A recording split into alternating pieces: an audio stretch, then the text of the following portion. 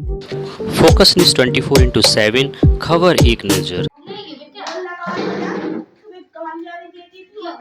कोने कोने तक पहुंचाने का प्रयत्न किया था। एक बार आपको ध्यान होगा, हमने बहुत बड़ी लाइव कराई थी मार्क्सा के दरवाजे पे। चंदा जी आई थी, उसमें करीब 20,000 आदमी थे। दैनिक जागरण के संपादक, दैनिक भास्कर के संपादक, आज के, उजाला के सारे अखबार वालों को हम ले आए थे यहाँ। लगातार 8-10 साल ईटीवी, जीटीवी, दूरदर्शन जब टीवी चला था, वहाँ डिकोडी भी ले गए थे, प्रहलाद दौड़ ले गए थे, किले में भी मीटिंग कराई थी, तमाम कार्यक्रम कराए। लेकिन प्रसन्नता की बात यह है, जैसा मैं पत्रकारों से भी बात कर रहा था, कि जवाहर राजपूत जो आपके विधायक हैं, उन्होंने जब विधान सभा में भाषण दिया तो उन्होंने हमको फोन किया वहां से कि भाई साहब इस प्रकार की बात है और आज हम विधानसभा में बोलने वाले हैं एयरएच के लिए। तो मैंने उन्हें कुछ 4-6 लाइनें जब लिख के दी तो उन्होंने बोला उसको, ये सन 2021-22 की बात है, तो उसी समय योगी जी ने एयरएच के लिए 5 लाख रुपए स्वीकृत किया और एयरएच महोत्सव सरकार ने अपने हाथ में लिया। तो 2-3 साल तो लगातार 5 लाख रुपए मिला, अब 10 लाख रुपए मिलने लगा है। अभी जवाहर राजपूत जी और हम लोग इस मामले में लगे हैं कि एयरएच को विश्व के पर्यटन स्तर पर लाया जाए और ये तीर्थ स्थान घोषित हो, जो दुनिया का पहला नगर हो।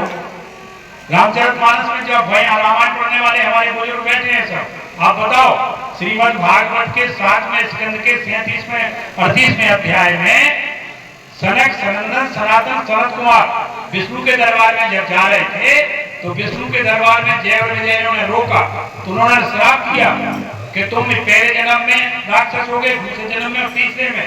तो पहले जन्म में वो हिरण्यकश्यप हुए, हिरण्याक्ष हुए। रामचरितमानस में चौपाई आती है, द्वारपाल हरि के प्रिय दो, जय और विजय जाने सबको, विप्र श्राप ते दोनों भाई, तामस असुर देत पाई। कनक कश्यप माने जिसका सोने जैसा शरीर था उसका, हिरण्य कश्यप, हिरण्य कहते सोने को, कश्यप वाले शरीर। कनक कश्यप अरुहाटक लोचन, और सोने विरोध प्रभु पद मद मोचन। धर बराहे बपु एक ने पाता, एक ने बराहे का रूप धर के मारा, क्योंकि वो पृथ्वी को समुद्र में ले गया था। वो हिरण्याक्ष हिरण्यकश्यप से बड़ा था। होए नरसिंह पुन दूसर मारा, जन प्रहलाद सोयस विस्तारा। अगर रामायण को ढंग से पढ़ोगे तो एयरएच की झलक उसमें आ जाएगी। और तो और एक बात और सुना दे तुम्हें, अरे जब मोनिया करा तो दिवाई गांव में पड़ेगी एयरएच की बात, को तुमने सुनी हो चाहे नहीं सुनी हो, सुना देते जाए। प्रहलाद का लड़का था बैरोचन, हिरण्यकश्यप का नाती बैरोचन। जब बैरोचन मरा तो बैरोचन की पत्नी सती होने लगी, उस समय सती प्रथा थी। तो बैरोचन की पत्नी से किसी ने कहा कि तुम सती काय को हो रही, तुम्हारे पुत्र के सामने तो तीनों लोगों का मालिक है जो ब्रह्म, वो भिखारी बन के आने वाला है। बैरोचन का लड़का था राजा बलि, बलि का बैरोचन, बैरोचन का प्रहलाद और प्रहलाद के हिरण्यकश्यप। 4-5 पीढ़ी की कथा सुना रहे आपको। तो वो बोले उसकी पत्नी के, अच्छा तभी तो 3 पग धरती मांगी थी, पूरा संसार छीन लिया था विष्णु ने, तो वह दिवाई गाँव तब है कि वह बोली कि ठीक नहीं के बैरोचन के संग नहीं चले। भली भई सोना जली अरे बैरोचन के अब साथ, और जो अचानक को देख तो कहते अच्छा हुआ कि बैरोचन के साथ नहीं चल गई। मोरे सुत के सामने कहूं हरी पसारे हाथ, ये है आपका इतिहास। हमारा बेटा बैठा है छोटा, लखनऊ में प्रोफेसर है, उसने किताब लिखी बुंदेलखंड का इतिहास, जिसको 1 लाख रुपए पुरस्कार दिया उत्तर प्रदेश सरकार ने। और एयरएच पे, डेहरोड़ी पे, टोड़ी फतेहपुर पे, बंका पहाड़ी पे, ढुड़बई पे, बिजला पर, कर्री और उसके चिरगांव पर किताब अलग से लिखी, बुंदेलखंड संस्कृति के वो विद्वान। जब हिरण्यकश्यप असफल रहा तो उसने अपनी बहन होलिका का सहारा लिया। हिरण्यकश्यप की बहन होलिका को वरदान था कि उसे अग्नि जला नहीं सकती, और फिर क्या हुआ, होलिका प्रहलाद को अपने गोद में लेकर बैठ गई। मगर जिसके सर पर स्वयं भगवान का हाथ हो, उसका भला कोई क्या बिगाड़ सकता था। होलिका को आग के हवाले कर दिया, लेकिन यह क्या हुआ था, होलिका पूरी तरह दहन हो गई, जबकि भक्त प्रहलाद का बाल भी बाका नहीं हुआ। साहसी माता तुम्हें वरदान दिया है, मेरे पुत्र को तो नहीं।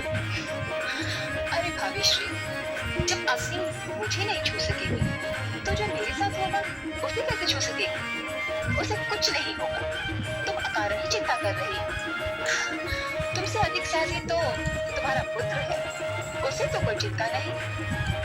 वह तो बड़ी व्याकुलता से उस घड़ी की प्रतीक्षा कर रहा है जब मैं उसे लेकर अग्नि में प्रवेश करूं।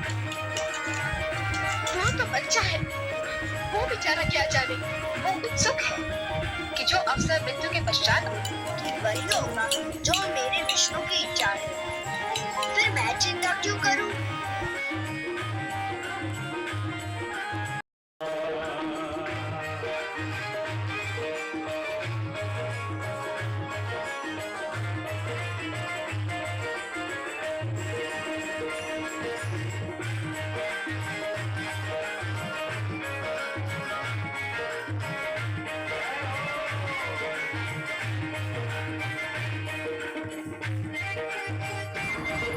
एरच उत्तर प्रदेश के झांसी जिले में स्थित एक ऐतिहासिक नगर है जिसका इतिहास सदियों पुराना है। यह नगर बेतवा नदी के किनारे बसा हुआ है और प्राचीन काल से एरी कक्ष या आयर कक्ष के नाम से जाना जाता था। धार्मिक मान्यताओं के अनुसार एरच को दैत्यराज हिरण्याकश्यप की राजधानी माना जाता। यहाँ के डिकोली गांव में स्थित डेकांचल पर्वत से हिरण्याकश्यप ने अपने पुत्र भक्त प्रहलाद को बेतवा नदी में फेंकने का प्रयास किया था, जिसे प्रहलाद कुंड के नाम से जाना जाता है। इसके अलावा एरच में भगवान नरसिंह का एक प्राचीन मंदिर भी है जो इस कथा से जुड़ा हुआ है। स्थानीय इतिहासकार और संस्कृति कर्मी हरगोविंद कुशवाहा एरच को विश्व पर्यटन मानचित्र पर लाने और इसे तीर्थ स्थल घोषित करने के लिए प्रयासरत भी है और उनका मानना है कि एरच का समृद्ध इतिहास और सांस्कृतिक धरोहर इसे महत्वपूर्ण तीर्थ स्थल के रूप में स्थापित करने योग्य बनाते हैं। हर वर्ष होली के अवसर पर एरच में होली एरच महोत्सव का आयोजन किया जाता है, जिसमें बुंदेली सांस्कृतिक कार्यक्रमों का प्रदर्शन होता है। यह महोत्सव एरच की सांस्कृतिक पहचान को बढ़ावा देने और इसे पर्यटन स्थल के रूप में विकसित करने में सहायक है। हरगोविंद कुशवाहा के प्रयासों से एरच की ऐतिहासिक और सांस्कृतिक धरोहर को संरक्षण करने और इसे तीर्थ स्थल के रूप में मान्यता दिलाने की दिशा में महत्वपूर्ण कदम उठाए जा रहे हैं। उनकी यह पहल एरच को विश्व पर्यटन मानचित्र पर स्थापित करने में सहायक सिद्ध हो सकती है। एरच उत्तर प्रदेश के झांसी जिले में स्थित ऐतिहासिक नगर है और जिसका धार्मिक और ऐतिहासिक सांस्कृतिक महत्व अत्यंत समृद्ध है। स्थानीय विधायक जवाहरलाल राजपूत ने भी एरच को पर्यटक मानचित्र पर स्थापित करने के लिए महत्वपूर्ण पहल की। उनके प्रयासों से होली एरच महोत्सव 2025 का भव्य आयोजन भी किया गया, जिससे उन्होंने मुख्य अतिथि के रूप में भाग लिया और शोभा यात्रा के साथ महोत्सव का उद्घाटन भी किया। इसके अतिरिक्त विश्व पर्यटन दिवस पर झांसी में आयोजित एक कार्यक्रम में विधायक जवाहरलाल राजपूत ने पर्यटन विकास के लिए 78 करोड़ रुपए की परियोजना पर विस्तार से जानकारी भी दी। उन्होंने एरच में विश्व के पहले भक्त प्रहलाद मंदिर की स्थापना की योजना पर चर्चा की, जो इस क्षेत्र के धार्मिक पर्यटन को बढ़ावा देने में सहायक होगी। इन पहलों के माध्यम से विधायक जवाहरलाल राजपूत एरच की ऐतिहासिक और सांस्कृतिक धरोहर को संरक्षित करने और इसे विश्व पर्यटन मानचित्र पर स्थापित करने के लिए निरंतर प्रयासरत हैं। स्थानीय लोग भी यहाँ पर पूर्ण निष्ठा और निस्वार्थ भाव से यहाँ के सारे कार्यक्रमों में अपना तन मन धन हर तरीके से सहयोग करके प्रत्येक महोत्सव को धूमधाम से मनाते हैं। और यहाँ के पौराणिक जो भी छायाचित्र हैं आप देखिए, वहाँ बहुत ही प्राचीन स्थल होने का प्रमाण देते हैं। यहाँ के पत्थर, यहाँ के जो भी स्थल हैं आप उनको देखिए।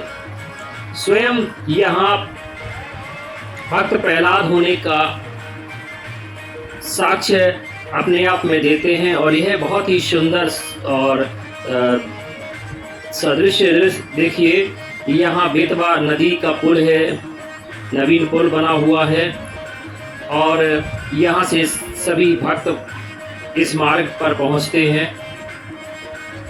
और प्राचीन काल में एरच का ऐतिहासिक महत्व रहा है। एरच की स्थापना महर्षि कश्यप से भी जुड़ी मानी जाती है, इसलिए कश्यप की नगरी भी कहा जाता है।